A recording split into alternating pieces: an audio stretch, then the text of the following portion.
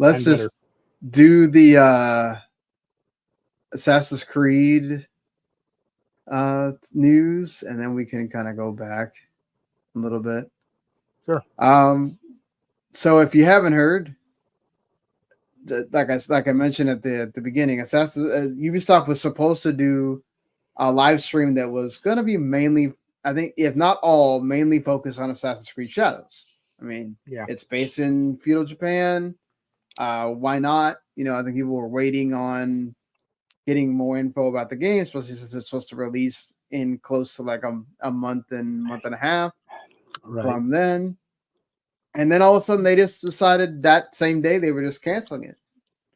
And rumors started going around. Then it wasn't actually until the ending of Tokyo Game Show, basically, that Ubisoft came out and said, "Oh, the game is officially delayed until February 14th of 2025 now."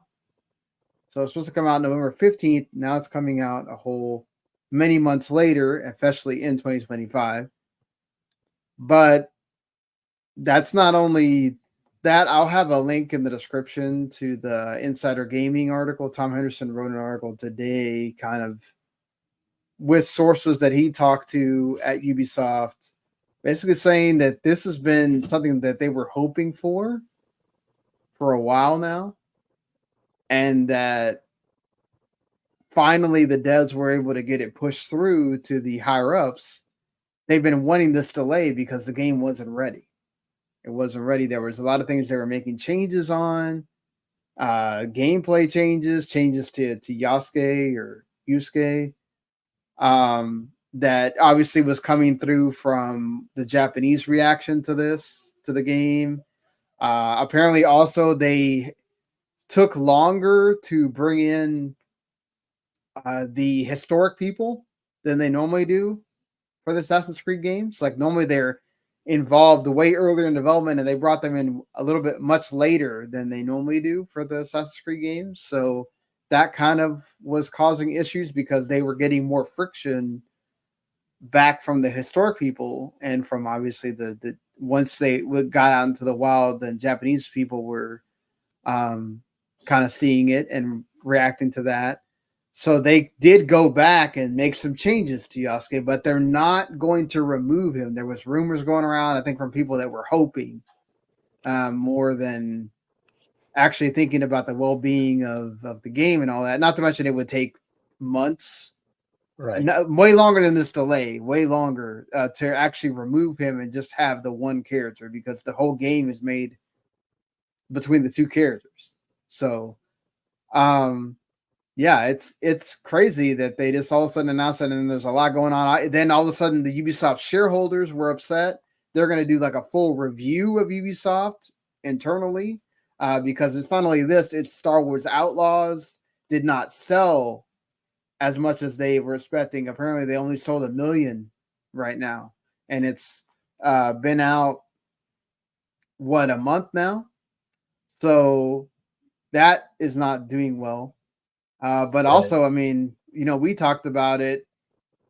My whole idea of, oh, I'm gonna go and spend the 17 or $18 to go play Star Wars Outlaws, and then I'll just do it with both of these when Assassin's Creed comes out.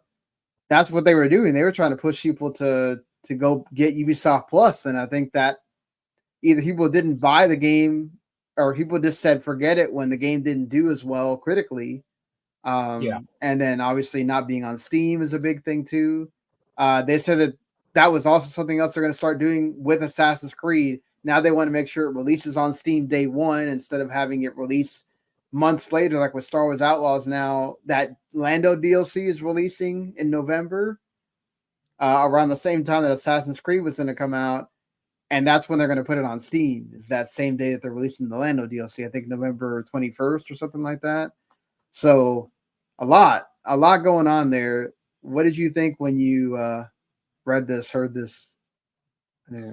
A few things. First is like I really hate the discourse with Shadows. Like, oh, Yusuke's not a historical character, or there were no black samurai. It's like, yo, dog, in Valhalla, you were playing the reincarnation of fucking Thor. Like this ain't exactly a historical game anymore. Like You can be a historical, have it be set in a historical time period, and not have a completely believable or historically accurate character. Like, who fucking cares? Just come out and say you don't want to play a Well, I black. got to remember, Japan cares a lot more about its history and all that stuff and making sure it's correct But than, say, other Assassin's Creed is cultures. not like a huge Yeah, uh franchise in Japan. it's Like, not, but when you're representing a culture in a game and saying that this you guy didn't was actually involved in you, history, yeah, you didn't hear any of the Norse people, or bitching about Ivor and Valhalla, I mean, or but I think it's different because, the Haitians and with Freedom Cry. You know, here's the yeah, thing: the Japanese people might have a point.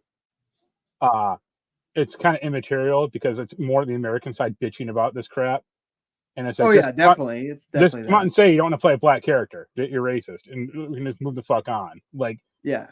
I don't need this pretense that, like, oh, it's not historically relevant, or like, and then nitpicking the game to death about historical inaccuracies. It's like, get a life, please. And also the fact that I don't understand why, if you're Ubisoft, don't even acknowledge this stuff.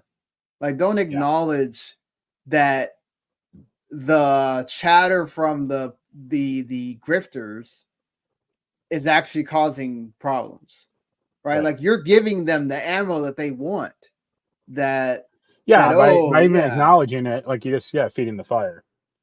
Like, exactly. So it's like I think, I forget which one. I think it's Liberty Cry. That was a Vita game, and it mhm. transitioned to console. Like, in that game, you're literally playing like an African American woman who is like, masquerading occasionally as like a slave, and it's like, to my mind, that's one of like the very few or very first like games where you're playing like a woman of color, and no one batted a Yes, fucking eye then. And it's right. because they didn't make a big deal out of it, because it's not a big deal.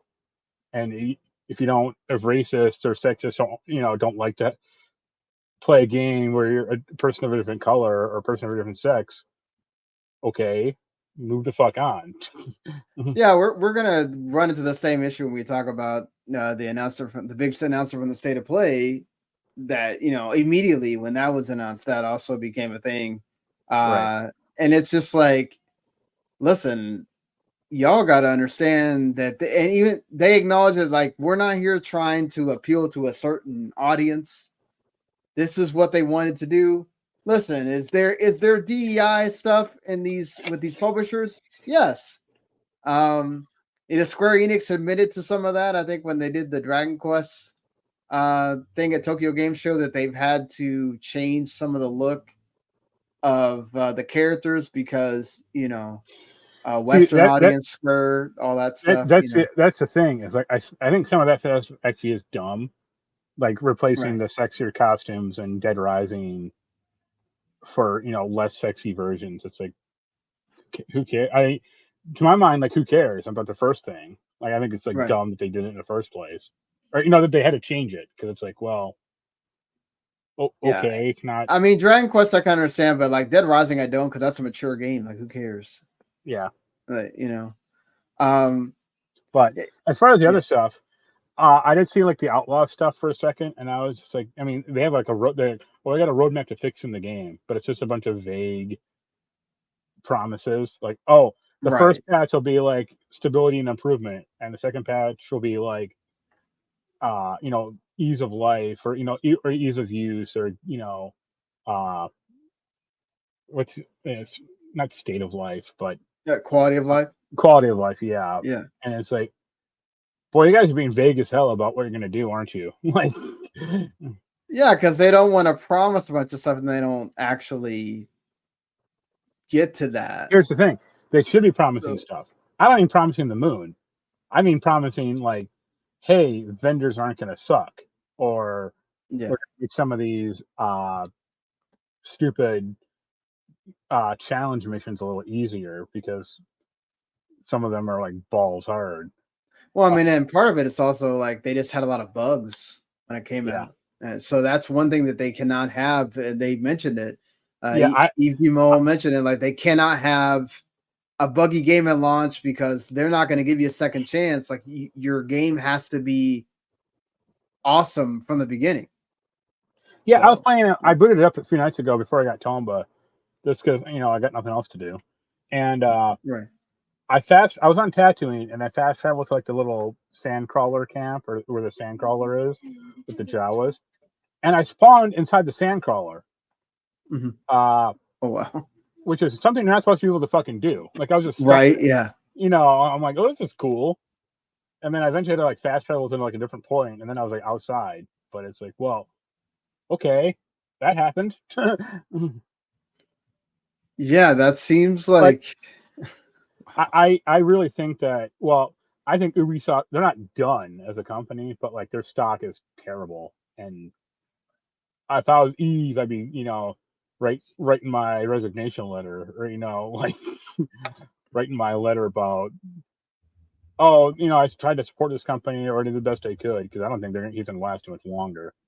I think their push to Ubisoft Premium or Plus or whatever the fuck they're calling it was a bad move. They don't have Mm-hmm. the amount of games that it requires, or the number of games. Yeah. No, I And mean, it's just like that's really hard to do when.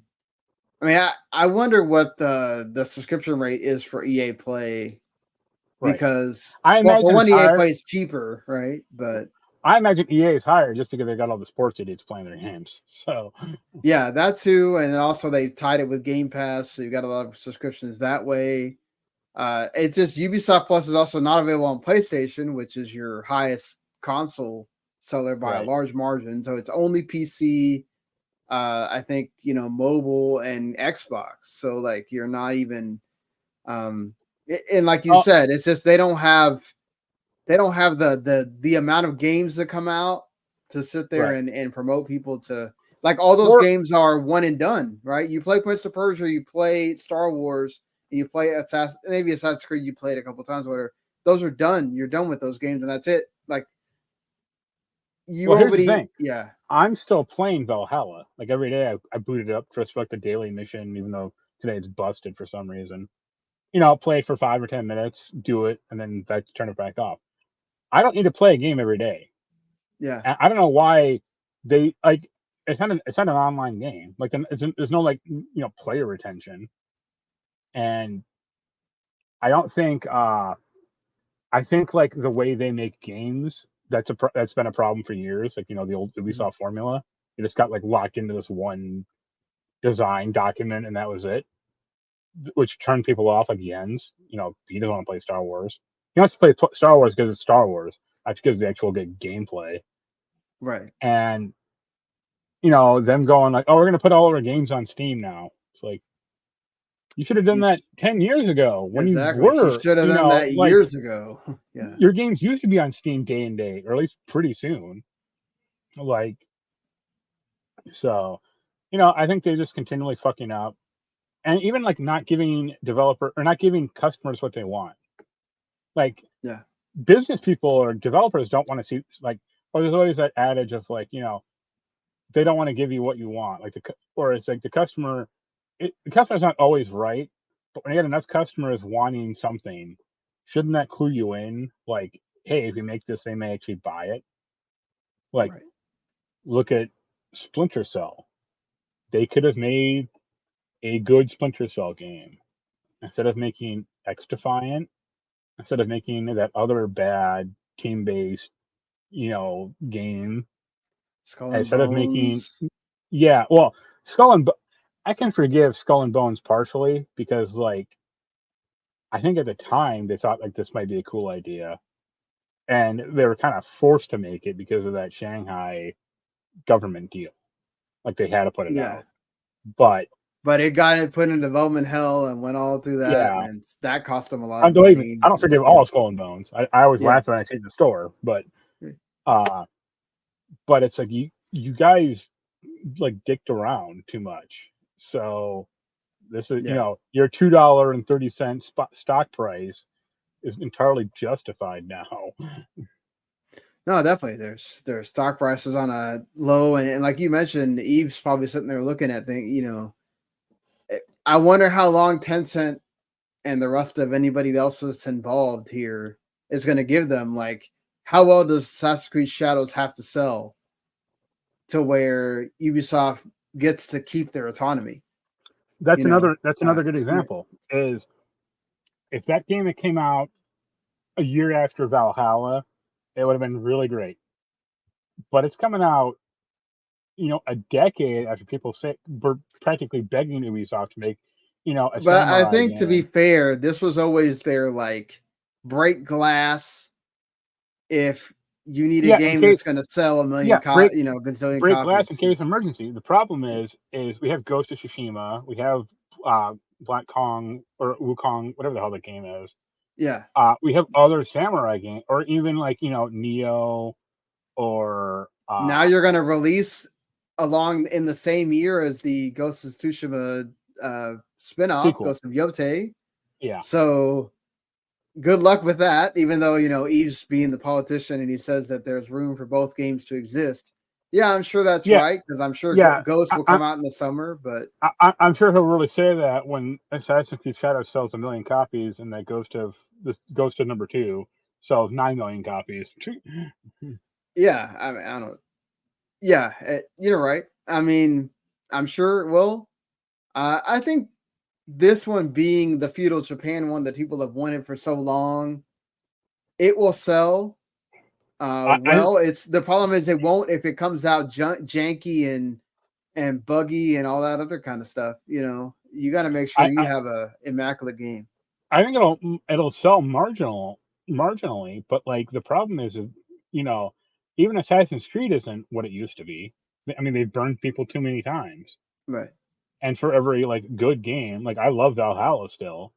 The next game is Mirage, which was terrible, or at least Well, that very that was them mediocre. trying to see if they could basically have like two Assassin's Creed franchises at the same time. Like, let's They have the tried that lower budget before. one and the big one. They tried that before, and it didn't work.